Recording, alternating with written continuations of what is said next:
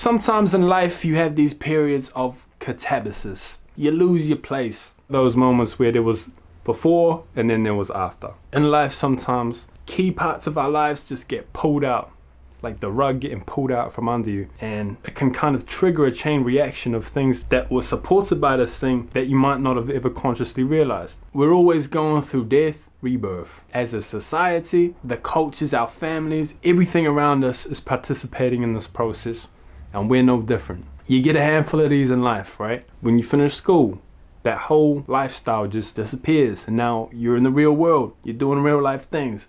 The death of your father, I'm really not looking forward to that day. Supposedly, especially for men, it's an extremely potent passage of your life. Breakups are huge, right? 2022 was one of those years for me. I slipped 2 discs in my back.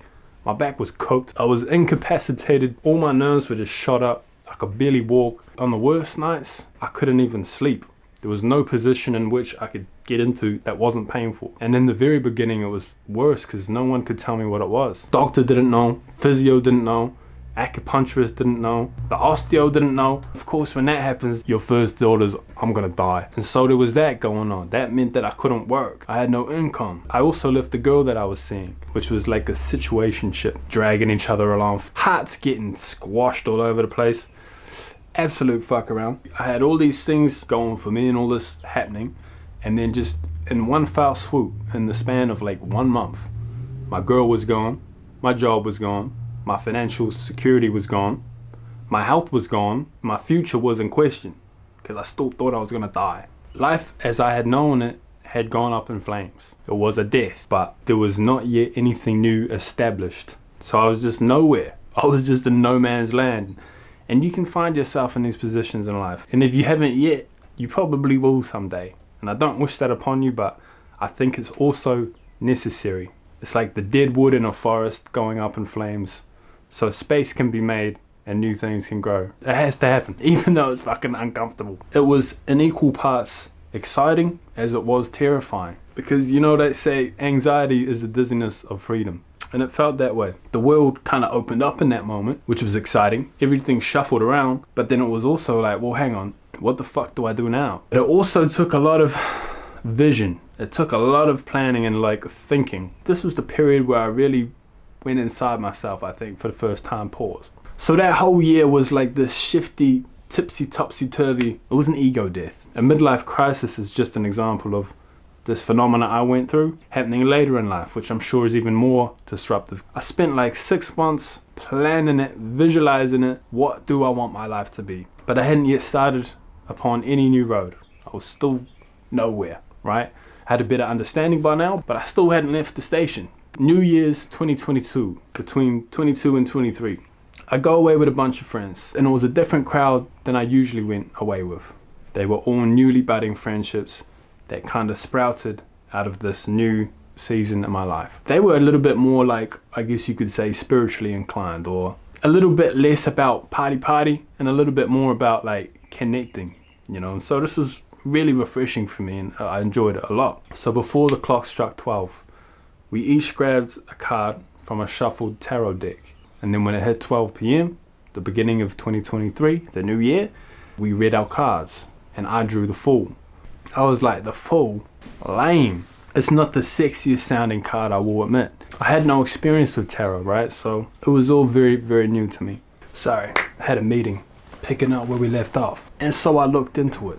The Fool symbolizes new beginnings, the expansion of one's horizons, and the willingness to take risks guided by intuition. And that was basically exactly where I found myself in life, right? My old world had just died, and now it was time for something new. And drawing that card on New Year's 2022 just felt like the universe saying like, it's time.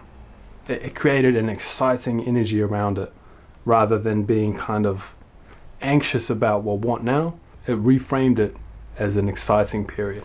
And so that's the story behind the name. I didn't really pick it, it picked me. In tarot, there are 78 cards in a deck. The first 22 are called the major arcana. And arcana is kind of like the major archetypes, like we talked about. Emperor, magician, the world. They're kind of big picture macro themes. Whereas the minor arcana, the remaining cards, are more like the micro, that can give you specific kind of insights on which way you should go. The Fool's number is 0. And that's because it's the very beginning or the end to come full circle. Because as soon as you master something, you level up and then you begin a new journey. And so it's coming full circle. You start at 0 again. And so the Fool can be considered the most important archetype in the entire deck because it's the beginning. Without the Fool, the journey doesn't take place. The major arcana cards symbolize the journey of life, the hero's journey, the adventure. It's the Fool that ventures through each of the 22 major arcana and encounters every archetype on the way. The Fool draws every card. If you had to reduce the Fool to 3 virtues, say, they would be optimism to give it a try and just believe and hope for the best. Essentially, just believe that something different can happen. The second would be courage, because it takes courage to do that. It's scary. And the last one would be humility, because to lower yourself to the bottom of the ladder, to a noob level, it's a humbling process, especially if you are already kind of established in some different field. You're not kind of used to being the hot shot, right? Or, you know, your whole identity is based around this position and the status that comes with it. But when you try something brand new, status be gone. You're another NPC, you know? Carl Jung once proclaimed that the Fool is the precursor to the savior. We can't be everything we can be without first understanding that we will and must be willing to fail, stumble, and fall along the way. There's just no way to avoid your awkward, cringy, uncomfortable apprenticeship when you start anything new. As you slowly figure out your path, your craft, your purpose, you have to be willing to look like a fool at first if you ever hope to become a master. In my youth, I had dreams of hustling away in the dark, creating some kind of masterpiece and emerging a champion, a figure of light, a leader, a figure of inspiration. But come to find out, it doesn't work that way. Your path is what defines you, what forges you, and the steps you take towards your dream is what creates the person who's capable of making it a reality. I can't skip the process, but I can share it with you. I've made a lot of mistakes in my life and I've made that clear. If I've done anything right so far with this, is that I've tried to be real from day one. Being real from day dot, ain't take a day off. You know, you can learn maths, you can learn science, you can learn a language, you can learn a trade, but to learn how to be yourself can't be taught. You know, that's your life journey. That's what that's about. No one can teach you what your path is. You have to discover that for yourself. And the thing is, if you don't make a conscious effort to kind of discover that and figure that out, then the world will tell you who you ought to be. The world will tell you who you are, and you'll believe it. And it's not necessarily something that you decide, it's something that you discover. But in order to do that, you have to start, you have to go somewhere. And that's a lot of trial and error. That's a lot of trying things you've never done before. That's a whole lot of feeling like a fool, of being an idiot. And you have to learn to sit in that discomfort and accept it. It's a necessary part of growth. I'm gonna wrap this one up.